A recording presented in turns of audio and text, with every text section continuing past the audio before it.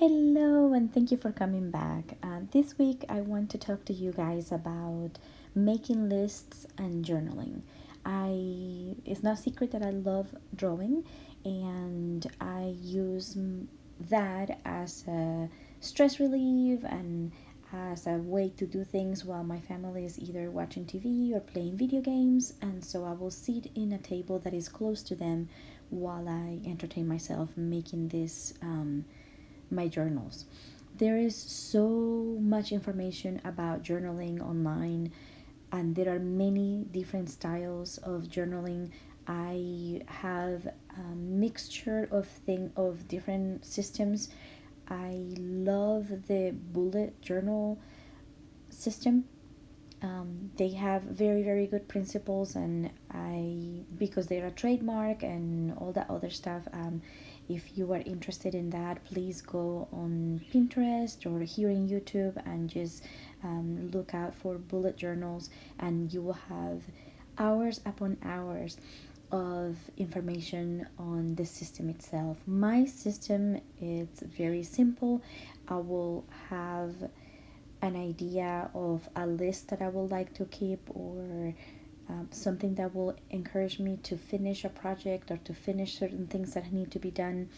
And I will just make a list about that. And as I am finishing different tasks for that list or different tasks for a certain project, then I will put a little heart on a circle at the beginning of that task, and that tells me that I am done. It is helpful to follow a key. I have a very simple key that, like I said, a heart means I am done with that. Some lines through it means I'm working on it. A little arrow may mean that I didn't finish that particular day or that month, but I'm gonna continue doing it at another time. And like you see here, you could use a ruler. You can make this look a lot cleaner, or you can make it look even more loosey goosey. I've been saying that word a lot lately. I do everything in pencil first, and then I go over with an ink marker, an ink marker or a pen, and sometimes for some pages I will spend a lot of time just because I feel like it, and some pages, as you can see, go by very fast.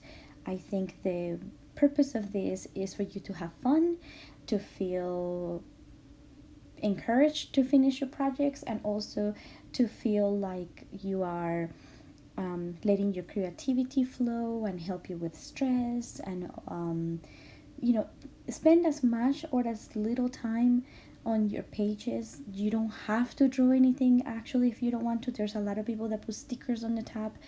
Pinterest is another wonderful place to find ideas for different pages or things that you can draw, or the ways that you can do. And they sell journals already pre-made. And that is something that someone asked me, why don't I do that? And maybe in the future I will put together a journal that I can sell so that people just fill up with their lists. I hope that this information is helpful. Again, you can make a list of anything. You can movies that you watch, books that you've read, and actually I am thinking about making a journal for reading lists. I am now going to show you guys how the finished pages look like without the lists, because I didn't want everybody to know what what my goals are specifically. That would be boring, and I don't want to put any ideas on what you should do in terms of your own goals and hopes and dreams. I continue to this day, so I have many more pages after March, but this was just like to give you a quick idea of how I did all of this. This is my new journal. The notebook itself was given to me by my very best friend Malia for this purpose, and I finished my other journal after the year had started, but then I'm gonna pretend that this is a new beginning, because with the COVID-19 and everything else, what else? So it's a new decade, 2020, and then I'm gonna write my goals here. Some of them I've already been working on it, because like I said, this is what, April now. And I'm going to write our big 5 goals in here, which is like to go to the doctor and the dermatologist and like health related things. We also have family goals and a wish list. I can write in here the things that I think later on, like, oh, I would like this for my birthday, although my birthday already passed, but like for Christmas or whatever. And then in here I do a more detailed list, like for our family goals or my personal goals. So I will put in here number 1, let's say learn how to fly, and so I'll put in here the steps that I need to take to do that. And there is 5 of them, so 2, 3, 4, and 5. And then these are some financial goals. I'm working on you. And then I have a financial plan. I have these numbers and I will write them down later. This was another personal goal that I had and I already completed it. This is about losing weight because since the cancer I put on a lot of weight and I want to lose it and I want to feel back, like more normal, and I'm trying to, just feel myself again. For that, I'm gonna do several fitness challenges and I've already been working on this. I just need to put the data here, and then in here is my little milestones that every time I lose a pound I'll put it here. I found these set up on Pinterest and I thought it was cute, so I'm gonna lose 40 pounds. That's the plan. I usually like to make a Christmas gift for the people I love, so I'm gonna put a list in here of the gifts I need to make and just check mark on what was done or not. I'm gonna do the Pop Sugar 20 to 20 reading challenge, and I've already read, I think, 9 or 10 books, but I haven't written them here yet. I want to have one meaningful date with my husband every month, and so we've done some of these already, and I want to have dates with my girls, which is my daughters. I wanted to learn how to cook a new dish every month, and so I've been doing pretty good with that. And I'm gonna make 12 crafts, 12 sewing projects, 12 day trips because I want to spend more time outside. I need to finish 12 old projects, and I've been doing really good with this now with all of this stuff with the COVID-19. I am working from home, but I don't have a commute, so that gives me like 2 hours free during the day, and that's helping a lot. I want to do 12 art challenges or 12 art projects. There are some house projects that we need to do, Alex and I, and then there's some things that I want to do in my garden. And then in here I'm going to put the things, I'm going to chunk it out so that some of those projects will be done in the spring, some of them in the summer, some of them in the autumn, and some of them in the part of the winter that belongs to this year. And then I will have something like this, like March, and then this is what I'm going to do this month. And then I will do like my daily stuff.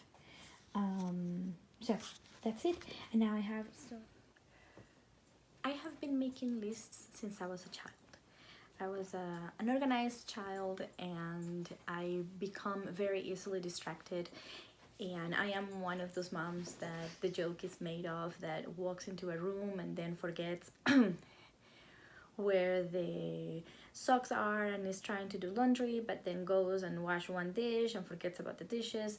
And that's very stressful for me because I am goal oriented, and it makes me feel bad when I don't achieve my goals.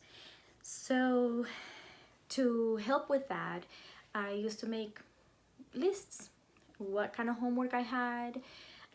For example, if you're still in school or what have you, I would put language arts and then put what the teacher wanted it from me.